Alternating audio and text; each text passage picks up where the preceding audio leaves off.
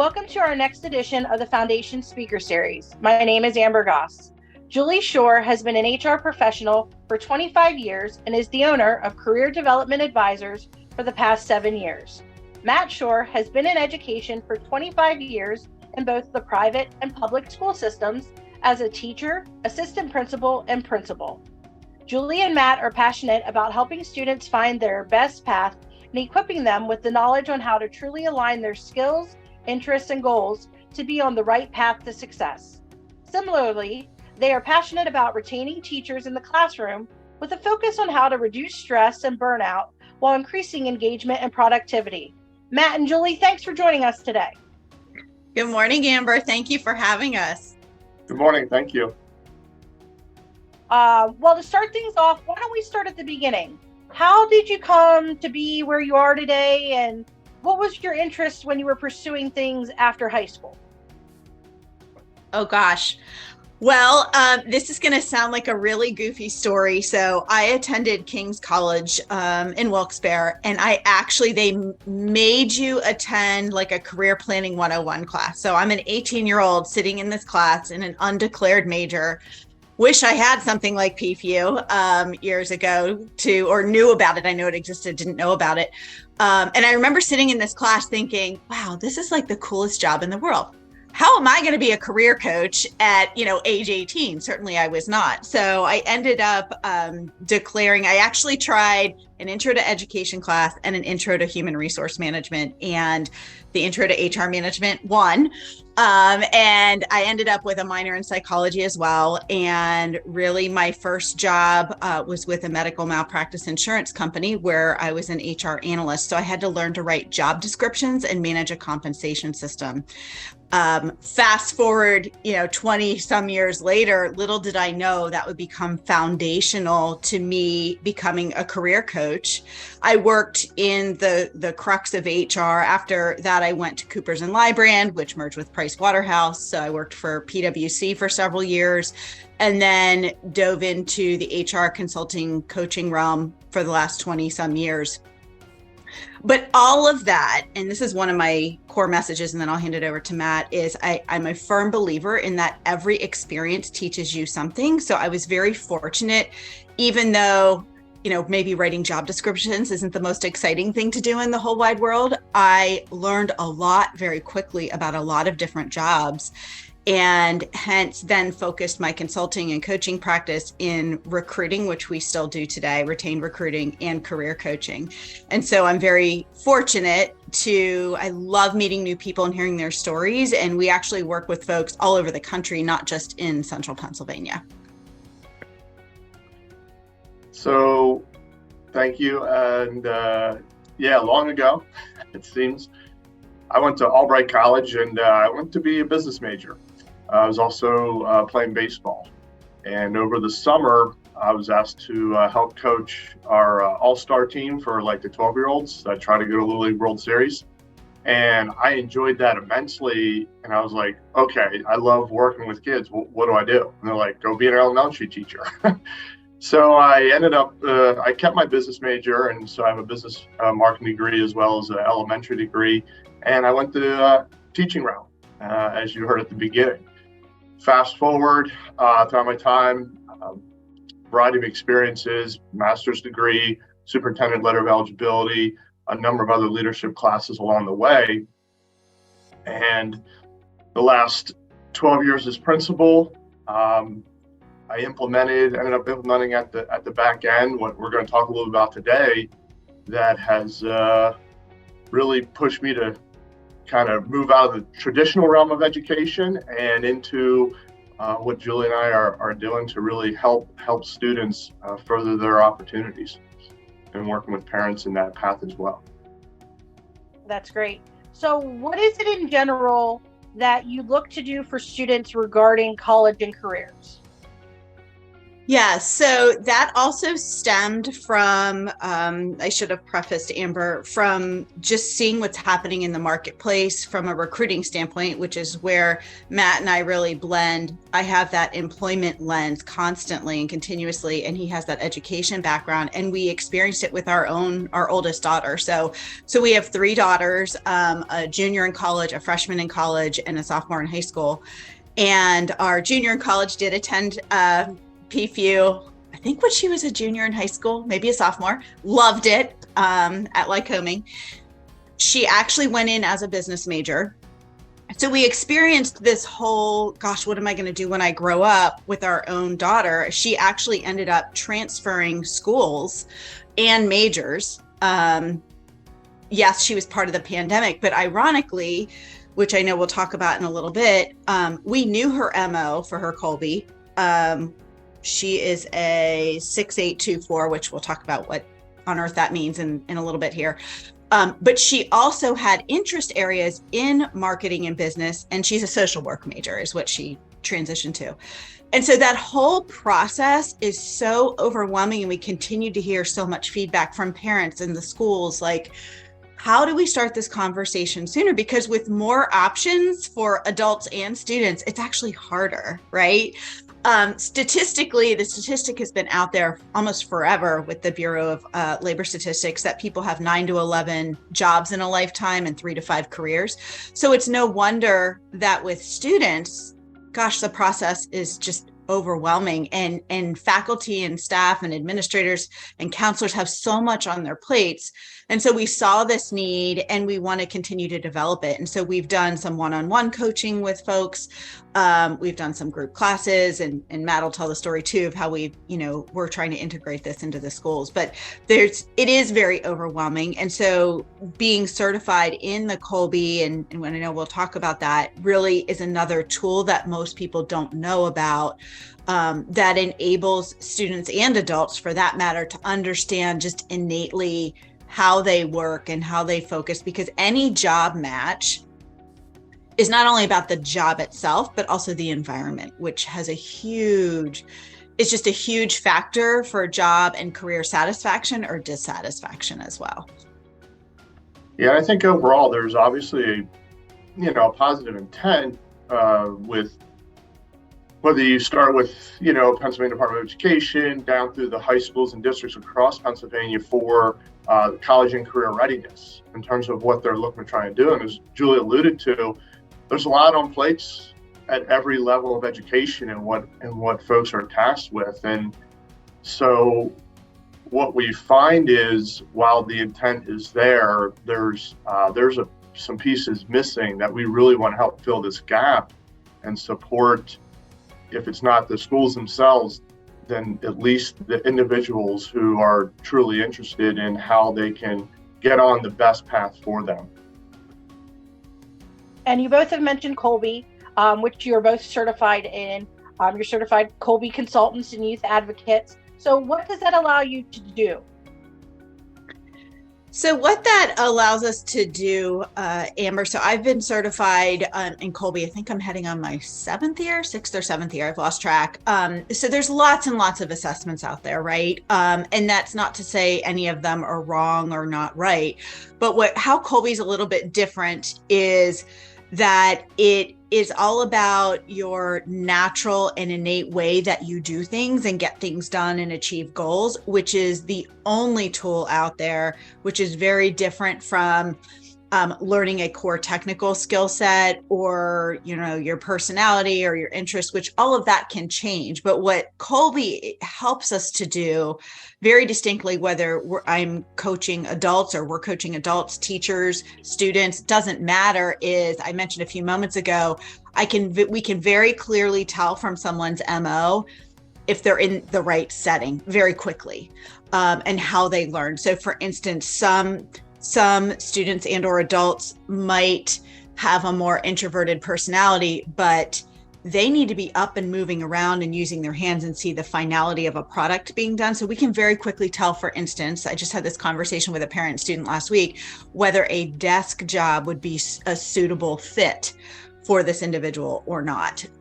So it has nothing to do with personality or how smart someone is, but instead it allows us to really align who someone is with what they want to do. And there's 4 different ways that people take action, and even our daughters have very different ways that they do that. And then the career piece. So the Kolbe A Index is the adult version, which we've implemented with teachers and professionals. And then it's called the Student Aptitude Quiz, is the application for students. And then there is it's linked to a career piece called the OpGig, which is, I think, Matt, over 1,200 careers, I think, that students actually choose 4 interest areas, but it's aligned with the innate and natural way that they take action and strive. And it becomes this awesome working tool that they have to use as their interests change and as they go through school. So it's sort of this missing, I'll say, lens to, because we want to be ourselves, right? You know, it's terrible to go into a job or a career where you can't be you. And at the end of the day, that's what you want, regardless of someone's interests or personality, because those are going to evolve and change. But we want to make sure that students are choosing, and there's multiple options, but something that aligns with just who they are, so they don't have to compromise who they are. Yes. And so as you look at it from, within the school itself, and I was certified as the youth advocate 2 summers ago, and just got certified this summer as an certified Kolbe consultant. But Julie and I implemented this my last year where I was principal. And what you could really see first with students, again, it's not, as she stated, it's not necessarily about smarts as much as it's about understanding like how you learn best instinctively. We work with students in that, and it goes and it becomes much more than just, oh, hey, I may not sit at a desk long, but how do I self-advocate for myself and say to a teacher, you gave a lot of information. I need the key points. Can you highlight what I really need to know because I'm really overwhelmed? Or even from the standpoint of right now what's going on, and very importantly, is social emotional learning. You hear about SEL. That is very important. However, it's another thing that's added on the teachers' plates and trying to figure out, how do I implement this in the work that I'm doing? And there's some ambiguity to it. But with Kolbe and the student index as well, it's self-awareness, self-actualization. And those are key pieces, even to that whole mental health and social emotional learning that, again, the effort is there, but we're not getting to the crux of who these students are individually. And that's why this Kolbe is so important, and really what we're seeing as like the missing piece, if you will, that just hasn't been implemented yet. So how does that equip you to work with the students, and what do they get out of it? So if I'll give you an example. I had a parent and a student I worked with last year. So for instance, students who are interested in the nursing profession, right? They have to kind of know that almost going into the summer of their senior year, or they kind of miss out just because of the competitiveness, right? So this individual, she said, I want to be a nurse. I want to be a nurse, but her mom wasn't so sure. And so we did the student aptitude quiz, and we did the OpGig, and we did some coaching. And basically one of the tenets of the Kolbe has to do with change and risk and uncertainty, so to speak. And she was not a change girl. She wanted everything, like she needed to know the plan ahead of time. And it kind of upset her when things would change often. And so I said to her, and I have permission to use her information, but Jordan,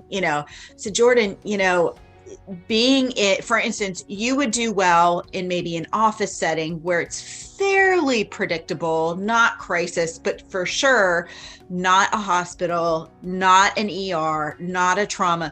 And so people, and so then she kind of dialed it back and thought even more about that. And so she has decided, I'm trying to think where she's ended up. There's a newer profession called a child life specialist, which is very new. One of the state universities actually has a certificate or a minor program where it's kind of a mix between having the nursing background and kind of a mix between social work.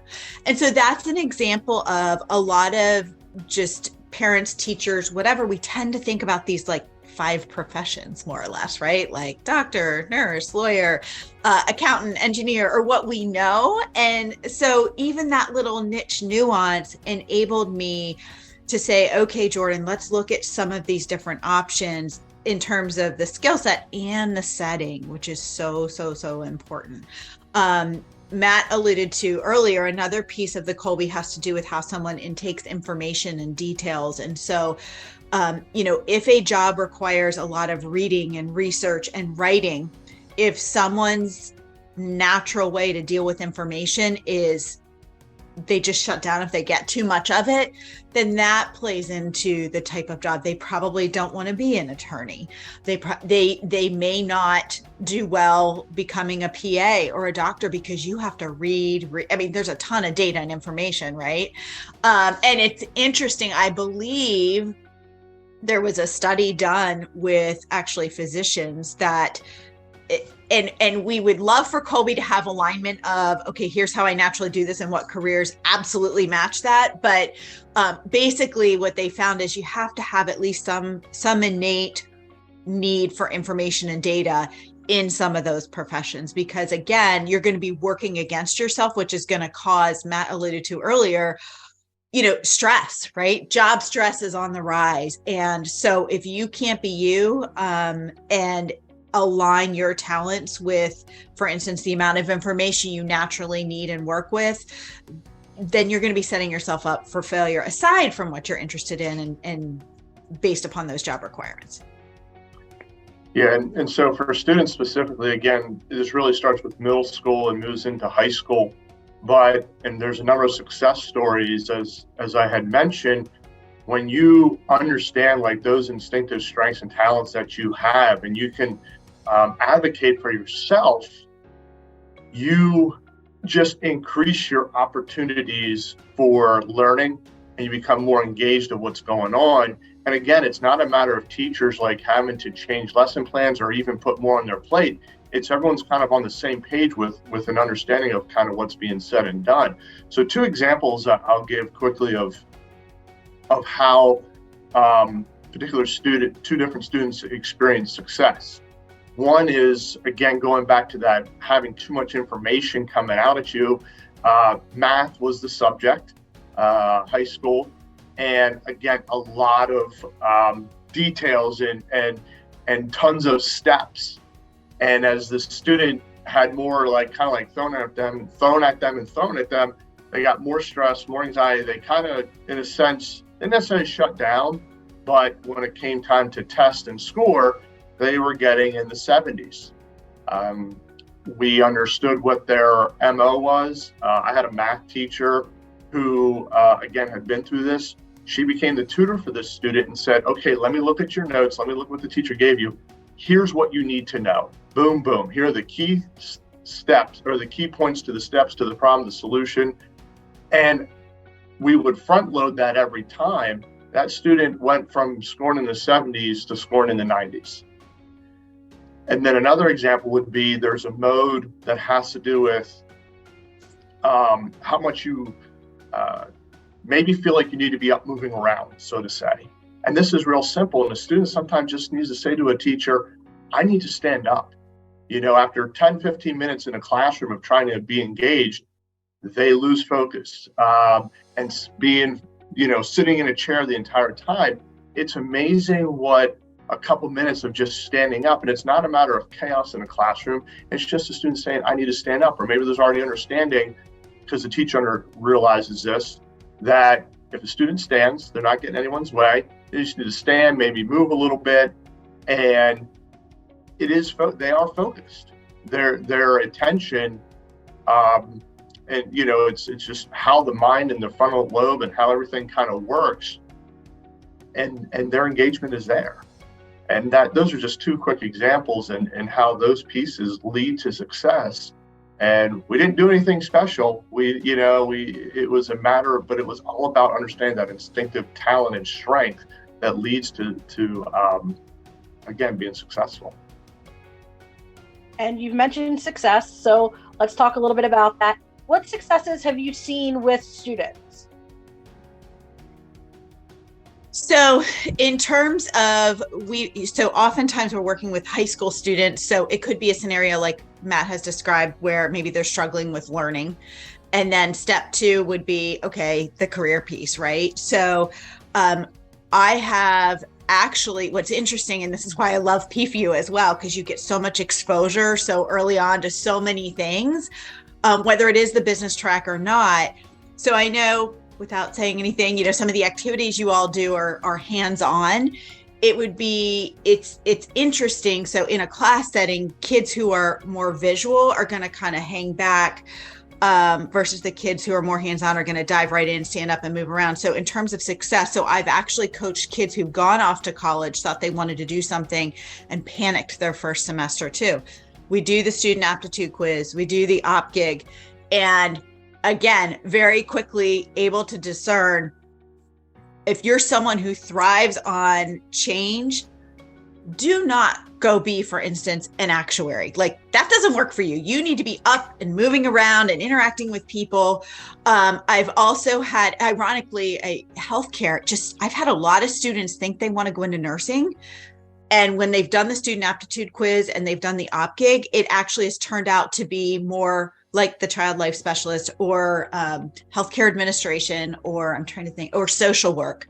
I've had a lot of students think they wanted to go into the medical profession to find that there was too much information, say, in the organic chemistries and the sciences, that they've since shifted into more of the social sciences, I'll say. So I've seen it alleviate worry, pressure, parents as well. I've also seen, so what we try to do, especially if we are able to work with students in the high school setting, mostly I feel like we tend to get sophomores and juniors, rightly so, right? Trying to figure out what's next. We try to coordinate job shadows as much as we can, or refer resources.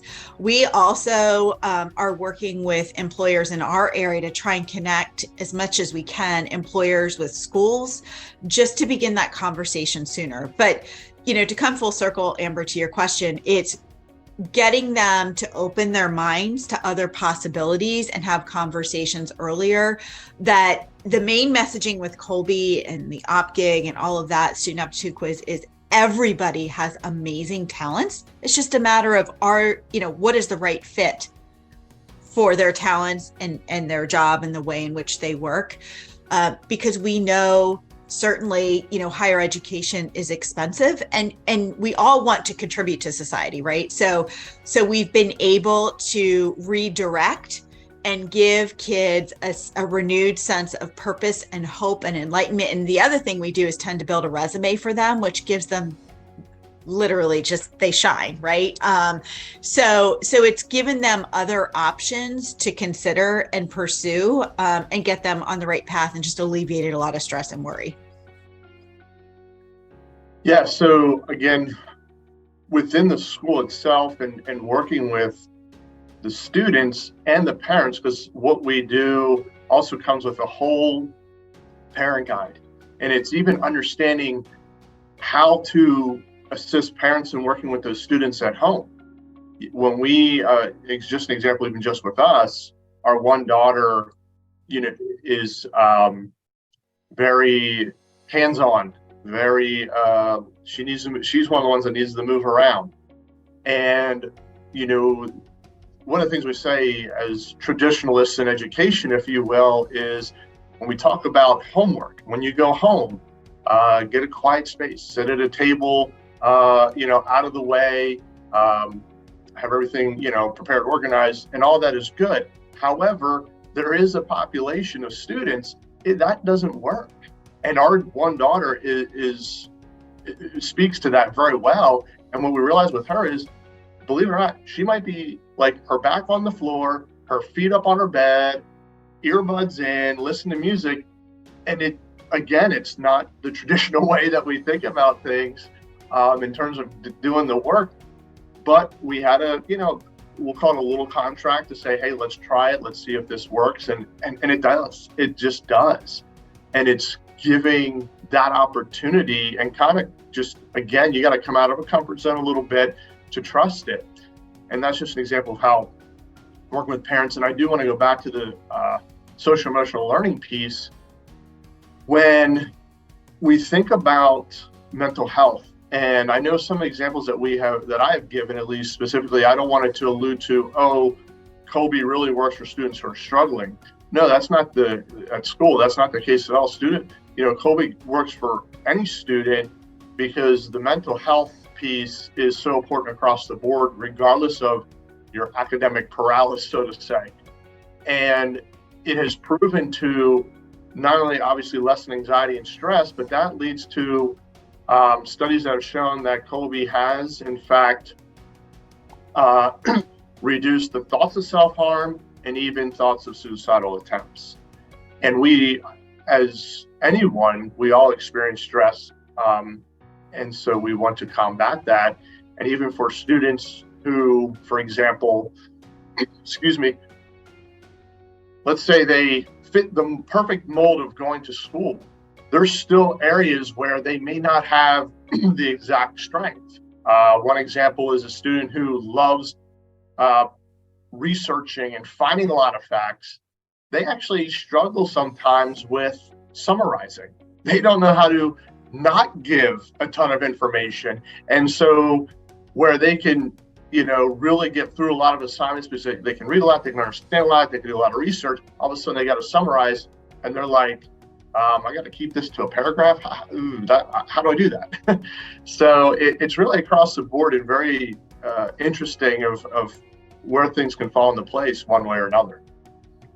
And I think, career development, leadership, which I know is, so much of what PFU is about.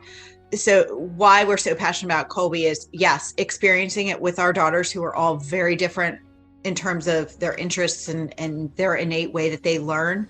But also, again, ultimately, we want to produce our next generation of leaders, right? And so step one, even when I coach, vice president level professionals in career development, is being clear about your own strengths and talents. So that self-awareness. Number two is being able to advocate for what you need. Here is how I do my best work. And three, just it also has a communication piece in terms of how do you work, because that group work starts in high school, it's in college, it's in whatever, almost any profession. You have to be on teams or there's highly matrix structures in a lot of corporations today, right? So it's starting that awareness at an earlier age so we can set people up for that career success. And there could be multiple career options, but it starts with understanding who you innately are and how you innately work. And one other thing to mention, so our daughter Isabel, who has an MO of a 3358, who we talked about, needed to be up and around.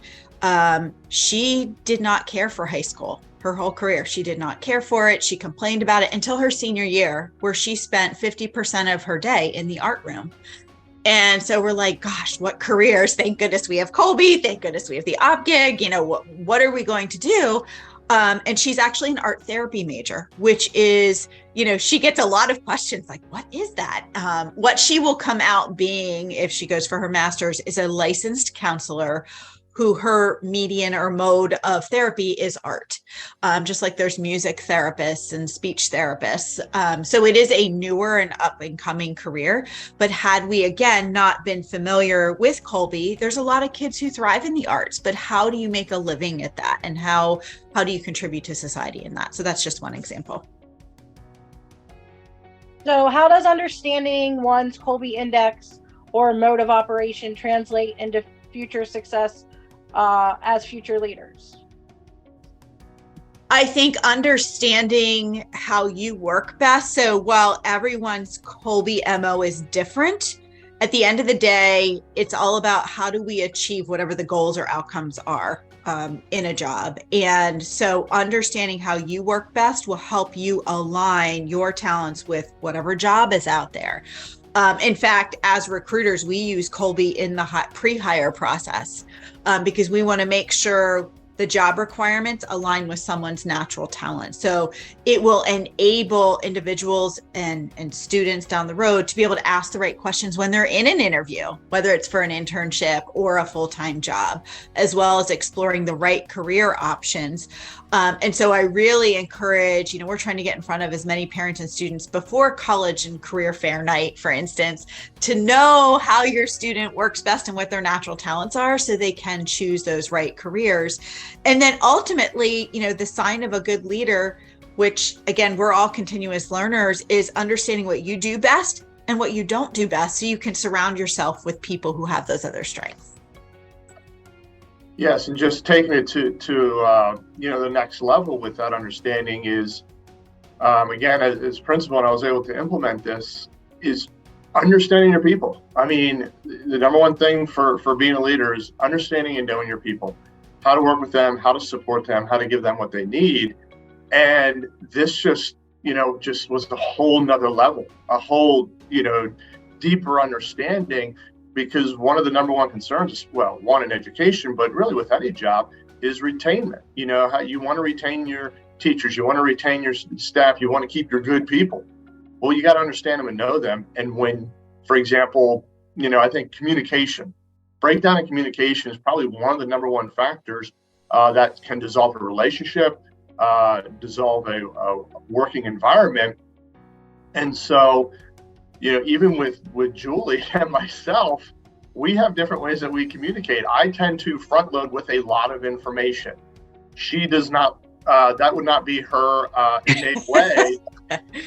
And so if I do that, she's going to miss something, not on purpose, but just because she's like, Matt, that's a lot right now. I don't have, what are the bullet points? Julie's more of a bullet point kind of a person, where I'm a high fact finder. So I do like a data dump, but as a principal, and I understood that about my teachers, when I would do that, it's just doing simple things like, and then I would go back through my message and I would highlight, or I would make sure I know who I needed to follow up with, just, in a passing in the hallway to say, hey, everything makes sense. Is there any questions? The other piece is folks that don't like change, folks that don't do well with uncertainty. A lot of times sometimes we think, oh, we got this great change coming, we're all excited about it. Well, that's good and all, but you've got a good handful of people that don't do well with it. And even though it might seem like the greatest thing since sliced bread, they're freaking out. They may not show it, but inside they're freaking out. And when you know that person, you can go to them, again, a little bit of ahead of time and just say, hey, FYI, today at the meeting, or, whatever's going on, you just kind of give them some heads up. So that they understand this is kind of coming down the line. Do you have any questions? Or you do it on the back end. For those that want to, just 5 minutes. For those that feel like they need more follow-up on this change, just stay after. We'll have a quick 5 minutes. It's those little things, again, as a leader, when you can take care of your people because you know them so much better from a communication standpoint, and Julie had mentioned a team standpoint, knowing how to fit folks within a team. It's just an amazing tool that does that well. And as a leader, you can really go far with it. So yeah, and I think in closing, when you know the way in which you naturally operate and the way you're able to align your work or career with that, you get more done, you're less stressed, you serve whomever, whatever career you're in, whether it's patients, customers, clients, whatever. At the end of the day, we all are serving someone in some capacity in our jobs and in our careers, and especially as leaders. So having this information enables you to be less stressed and set up yourself and or your team, or again, down the road as a leader, for success, because you're going to get more done. You're going to be more efficient, more effective, more productive. And at the end of the day, again, we're all serving someone, and we're all trying to earn a living doing something, but you're going to get further faster when you're not stunted and know how you achieve goals. And that's really, at the end of the day, Kolbe is a wonderful career development program, and we've just seen it help students as well as adults. Well, Matt and Julie, thank you so much for joining us today. Thank you for your time and the information that you provided. Thank you so much for having us, Amber. It's been our pleasure. Thank you. Thank you. If anyone would like to reach out to Julie or Matt to learn more, their contact information will be provided following this interview. I know they would love to hear from you. Thanks for watching.